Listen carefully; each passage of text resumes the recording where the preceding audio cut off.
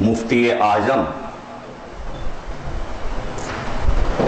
اور شیخ الحدیث اس کو کہا جاتا ہے جو بڑے مدرسے میں جو یونیورسٹی کے برابر ہو اور اس میں حدیث پڑھائے اس کو کہتے ہیں شیخ الحدیث.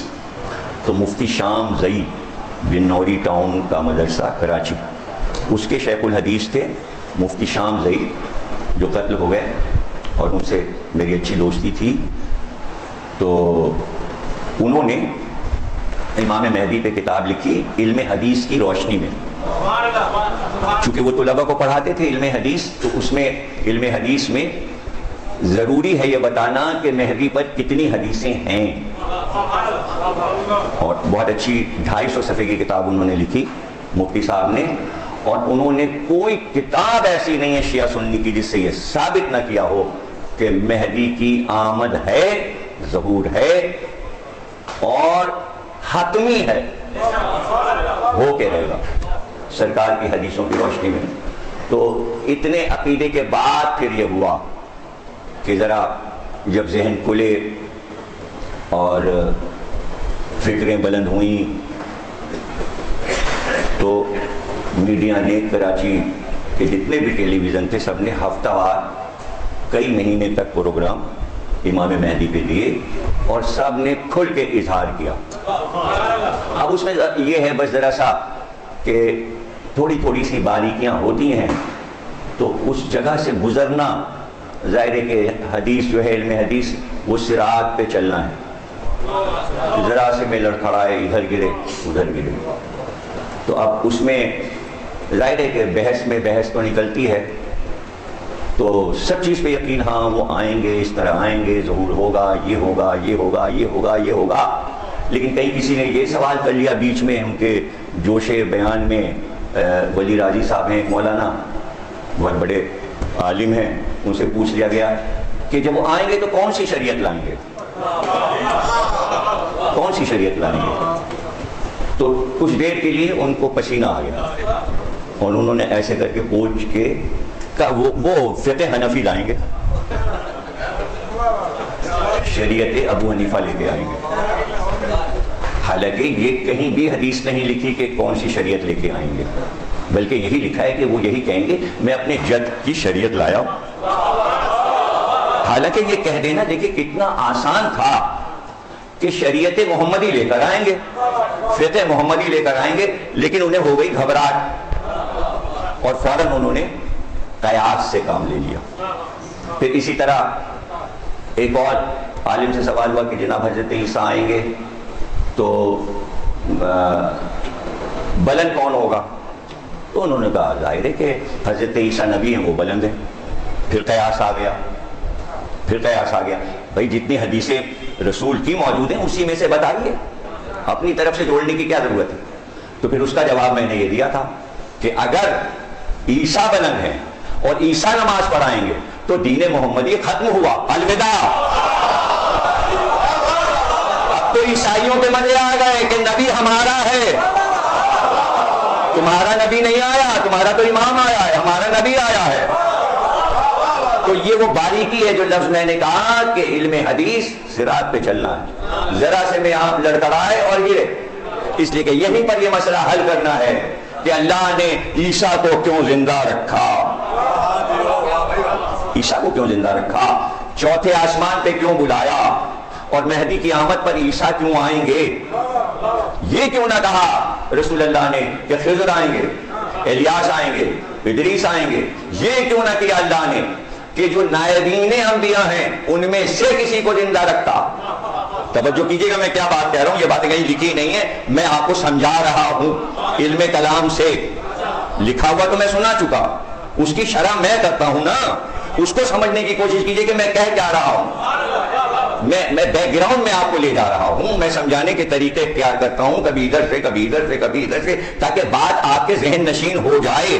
اللہ اگر چاہتا تو 12 جانشین عیسیٰ کے تھے، آخری جناب شمون تھے، اور عیسیٰ کی تو موت واقع ہو جاتی اور اللہ شمون کو زندہ رکھتا اور پھر کہتا کہ بھائی عیسیٰ کا نائب آیا ہے اور یہ محمد کا نائب آیا ہے مہدی، تو دونوں برابر کے ہوتے. اس کا نائب، اس کا امام، اس کا امام، اس کا نائب. یہ کیا ضرورت ہے کہ جو امام آنے والا ہے تو نبی روکا گیا ہے اور اس کو بھیجا جائے گا، امام کے مقابلے میں نبی کو بھیجا جائے گا. تو آپ کو یہ سوچنا پڑے گا کہ عیسیٰ کو کیوں زندہ رکھا اور پیغمبر سے پہلے بنی اسرائیل کی نبوتوں کو عیسیٰ پہ کیوں ختم کیا اور عیسیٰ پہ نبوت کو روک کر پھر اسماعیل کی نسل میں نبوت کیوں چلائی. جب تک یہ سمجھ میں نہیں آئے گا مسئلہ امام مہدی کے ظہور کا سمجھ میں نہیں آئے گا. اس کو خوب ذہن نشین کر لیجئے کہ موسیٰ کو نہیں روکا، اسحاق کو نہیں روکا، یعقوب یوسف کو نہیں زندہ رکھا، عیسیٰ کو زندہ رکھا. زندہ اس لیے عیسیٰ کو رکھا کہ پہلے سے یہ طے کیا کہ مریم سے پیدا ہوں گے، پہلے سے یہ طے کیا کہ باپ نہیں ہوگا، پہلے سے یہ طے کیا کہ عیسیٰ کو نبوت نانا سے ملے گی، ماں سے ملے گی. یعنی مریم کے باپ عمران ہیں جو عیسیٰ کے نانا ہیں، تو ماں کے ذریعے عہدہ مل رہا ہے عیسیٰ کو. اس نبی کو زندہ رکھا جو ماں والا ہے، اس نبی کو زندہ رکھا جو ننیال سے منصب لیتا ہے. کیوں؟ اس لیے کہ مسئلہ یہ اٹھایا تھا بنی عباس، بنی امیہ، اور اب تک یہ مسئلہ اٹھا ہوا ہے. ابھی 28 رجب کو اشتہار میرا گیا چھپنے جنگ اخبار میں، اس پہ لکھا تھا میر انیس کا مصرع، فرزند پیمبر کا مدینے سے سفر ہے. ٹیلی فون آئے کہ فرزند تو تھا ہی نہیں رسول اللہ کے، یہ کس کو فرزند کہا ہے؟ یہ تو عالم ابھی جہالت کا ہے. آپ تو مجلس میں بیٹھتے ہیں اس لیے آپ کو پتا ہے کہ کتنے فرزند ہیں رسول اللہ کے. آپ کو پتا ہے نا اپنا آنا کا، سب کو نہیں معلوم اپنا آنا کا. قرآن کا حکم سب کو نہیں معلوم ہے.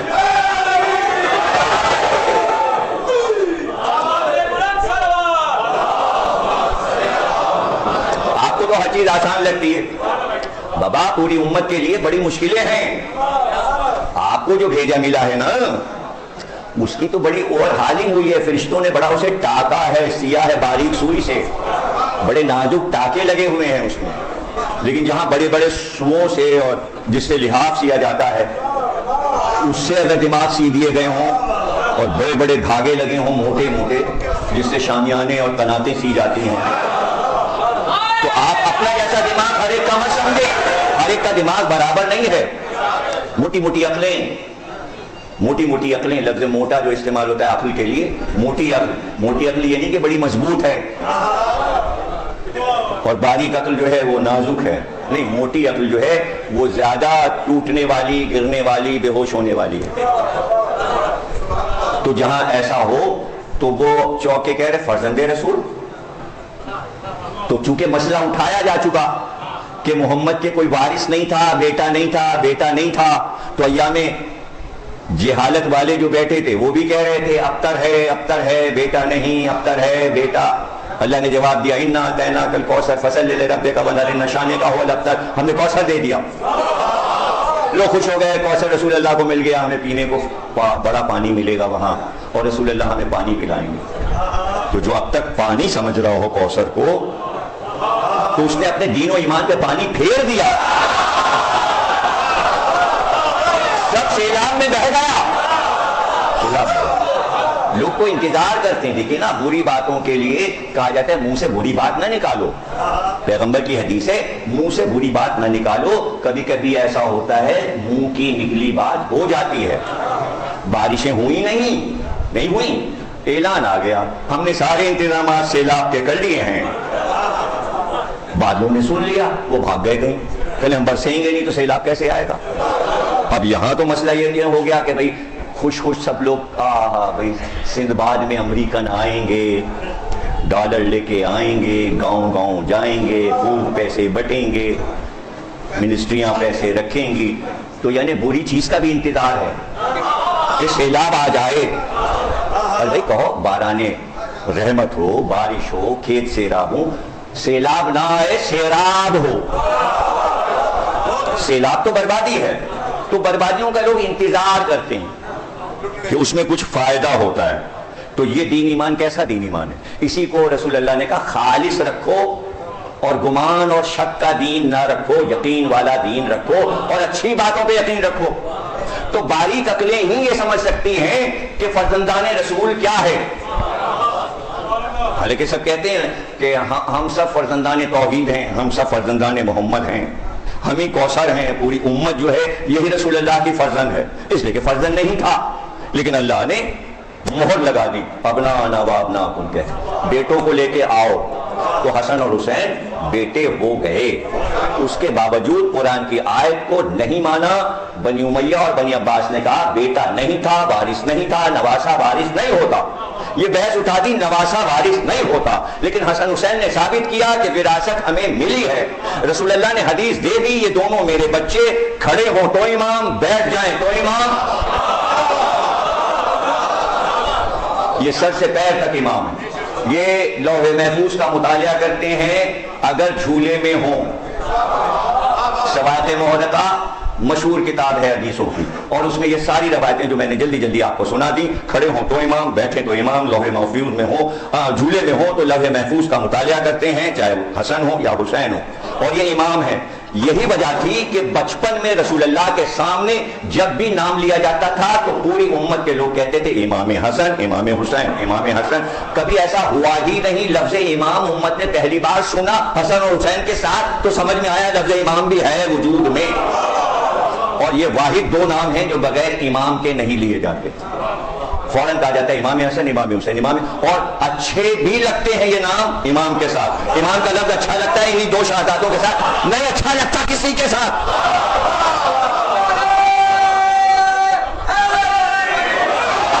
تو رسول اللہ نے دے دی. یہ حدیث بھی، حدیثیں تو ساری محدثین نے لکھی ہیں، سب بھرمار ہیں، کتابیں بھری پڑی ہوئی ہیں، لائبریریز بھری پڑی ہوئی ہیں، یہاں سے وہاں تک کتابیں لگی ہوئی ہیں.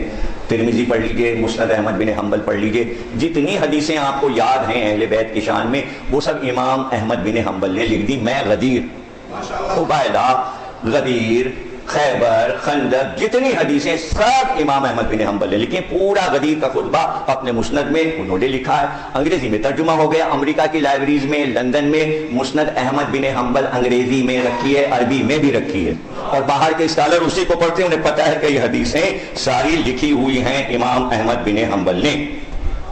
سمجھ گئے نا؟ تو اب سوال یہ ہے کہ کوئی بڑے بڑے حوالوں کی ضرورت نہیں ہے کہ فلاں چیز نہیں ہے، فلاں چیز نہیں ہے، فلاں چیز نہیں ہے. تو یہ حدیث بھی ہے کہ ایک دن جناب سیدہ تشریف لائیں اور حسن اور حسین کی انگلی پکڑے ہوئے آئیں اور کہا رسول اللہ سے بابا ان دونوں بچوں کو اپنی وراثت دے دیجئے، ان دونوں میں اپنی وراثت تقسیم کر دیجئے. تو وراثت عام طور سے ہوتی ہے زمین کی، مکان کی، دولت کی، اسی کو وراثت کہتے ہیں. لیکن رسول اللہ نے فرمایا میں نے حسن کو اپنی ہیبت دے دی، حسین کو اپنی شجاعت دے دی. یہاں پر علماء حدیث نے بحث کی کہ سرکار نے اپنا اثاثہ بچوں کو کیوں نہیں دیا.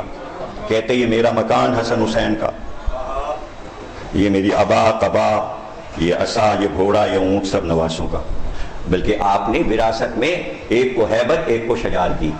تو علماء نے لکھا کہ اصل وارث سیدہ خود تھیں، اس لیے وہ چیزیں سیدہ کو ملنی تھی، ورنہ فدق حسن اور حسین کے نام لکھا جاتا، کیونکہ وارث سیدہ تھی. جب اصل وارث ہوتا ہے تو بعد کے وارث کو نہیں ملا کرتا، اس کے نام نہیں لکھا جاتا. تو اس حدیث سے یہ ثابت ہوتا ہے کہ اصل وارث جناب سیدہ تھیں اور انہی کے نام وراثت رسول اللہ نے لکھی، اور جو روحانی وراثت تھی وہ حسن اور حسین کو دے دی، ہیبت اور شجاعت. یہ دو چیزیں جو حسن حسین کو دی، ان دونوں چیزوں کی ضرورت سیدہ کو تھی نہیں. کچھ کہا ہے بھائی، سمجھنے کی کوشش کریں، اس طرح نہ سنیے، ذرا ٹھیک ٹھاک سے سنیے کہ ایک جملہ جو ہے وہ آپ کے لیے قیمتی دیا جا رہا ہے اور اس کے اوپر آپ کو بولنا چاہیے، خوش ہونا چاہیے.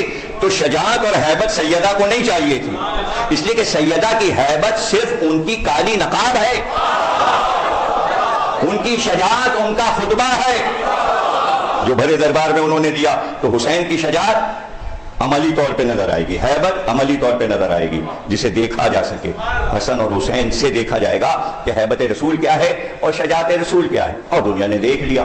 تو وراثت دے کر بتا رہے رسول اللہ کہ حسن اور حسین کس طرح میرے نائب ہیں، کس طرح میرے دین کو چلائیں گے، کس طرح یہ میرے بیٹے ہیں. کتنی بار یہ حدیث کہی، یا علی ہیں یہ دونوں بچے تمہارے صلب سے لیکن بیٹے میرے ہیں. جب کبھی بات آئی تو علی نے یہی کہا کہ یہ فرزندان رسول ہیں، میں ان کی حفاظت پر مامور ہوں. عباس میرا بیٹا، محمد حنفیہ میرا بیٹا، حسن اور حسین محمد کے بیٹے. نہج البلاغہ میں موجود ہے. کسی نے کہا بیعت آپ نے امت سے کیوں نہیں لی اور آپ نے جنگ کیوں نہیں کی؟ آپ نے کہا حسن حسین کی خاطر، مجھ پر واجب تھا حسن حسین کی حفاظت. یہ تھے چھوٹے بچے، میں اگر جنگ کرتا تو دونوں بچوں کو قتل کر دیا جاتا. یعنی حسن اور حسین کی عمر کی سلامتی پر سے خلافت کو صدقے کیا. یعنی امامت رہ جائے خلافت صدقے ہو جائے، نہیں چاہیے. تو آپ نے فرمایا میں نے حسن حسین کو بچایا، اس لیے میں نے جنگ نہیں کی. ہاں اگر دونوں جوان ہوتے اور اس زمانے میں واقعہ ہوتا تو تینوں مل کر تیغ چلاتے، پھر مزہ کچھ اور ہوتا. ابھی تو 6 سال اور 7 سال کے تھے وفات نبی کے وقت حسن اور حسین. تو آپ نے فرمایا کہ یہ بیٹے محمد کے ہیں. اب میں نے ساری تمہید تیار کر دی نا، تو سب نے انکار کر دیا کہ حسن اور حسین کو محمد کا وارث نہیں مانیں گے. تو اللہ کو معلوم تھا کہ میری تاکید پر میں آیت اتار رہا ہوں ابنانا و ابناکم، لیکن نہیں تسلیم کیا جائے گا کہ حسن اور حسین بیٹے ہیں، لیکن مجھے امامت انہی سے چلانی ہے. حسن اور حسین محمد کے بیٹے، زین العابدین محمد کے بیٹے. توجہ ہے آپ کی بات سمجھ رہے ہیں؟ محمد باقر محمد کے بیٹے، جعفر صادق محمد کے بیٹے، موسی صادق محمد کے بیٹے، علی رضا محمد کے بیٹے، محمد تقی رسول کے بیٹے، علی نقی رسول کے بیٹے، حسن عسکری رسول کے بیٹے، مہدی رسول کے بیٹے. فاطمہ کی وجہ سے تو چونکہ جب مہدی آئیں گے تو پھر یہ مسئلہ اٹھے گا کہ آپ رسول کے نائب کیسے ہیں، آپ تو فاطمہ کے بیٹے ہیں، تو بیٹی کا بیٹا وارث کیسے ہوتا ہے؟ اسی وقت اللہ عیسیٰ کو اتارے گا. عیسیٰ کہیں گے جیسے میں مریم سے مجھے دیکھو نا، مجھے دیکھو، میں نے مریم سے منصب لیا ماں سے، جیسے میں نے ننیال سے منصب پایا ہے ویسے مہدی نے منصب ننیال سے پایا ہے. تو اللہ کو یہ بھی پتا ہے کہ عیاریاں کس بلندی پر ہیں، وہ تو پہلے سے جانتا ہے نا.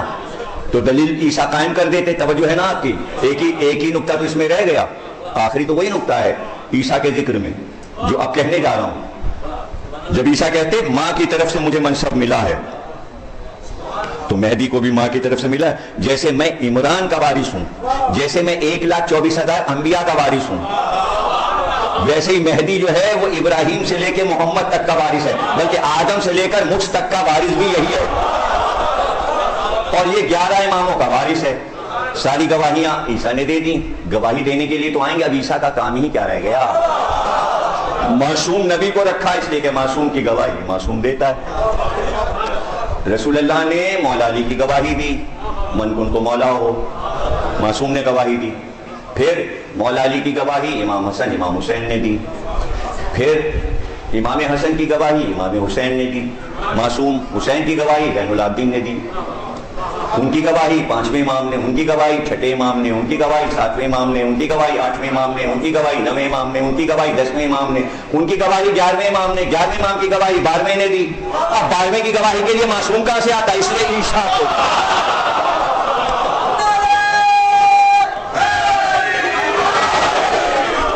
جو وہ عیاریاں تھیں تو اس وقت جب عیسیٰ یہ کہتے کہ ماں سے وراثت ملی ہے تو لوگ کہتے ہیں ہاں ٹھیک ہے آپ کو ماں سے ملی، لیکن آپ کے والد گرامی وہ فلاں صاحب ہیں.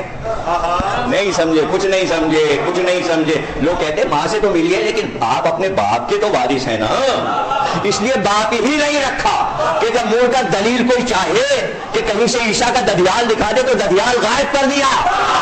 نہیں سمجھ رہا، لیکن یہاں ددیال رکھا ٹکر کا. ارے بھائی آپ علی والے اور ہلکے پڑ گئے. سمجھیے میں پھر سے سمجھا رہا ہوں. مامون رشید کا دربار تھا، پھر سے دوں گا اسی جملے پر، اسی نقطے کو دوسرے طریقے سے کہنے جا رہا ہوں. امام رضا تشریف فرما تھے. مامون رشید نے کہا اچھا تو آپ کو کس بات کا فخر ہے؟ اس بات کا فخر ہے کہ قرآن میں آپ کے لیے آیا ہے ابنانا و ابناکم، ابنانا و ابناکم آیا ہے، کہ نہ ہو قرآن میں، نہ ہو قرآن میں۔ اس نے کہا تو پھر آپ کو کس بات کا فخر ہے؟ نسانا، آپ فاطمہ کے بیٹے ہیں تو نسانا بھی آپ فخر کرتے ہیں، کہ نہ ہو، کہ تو پھر فخر کس پہ؟ کہ انفسنا وانفسکم، میں علی کا بیٹا ہوں،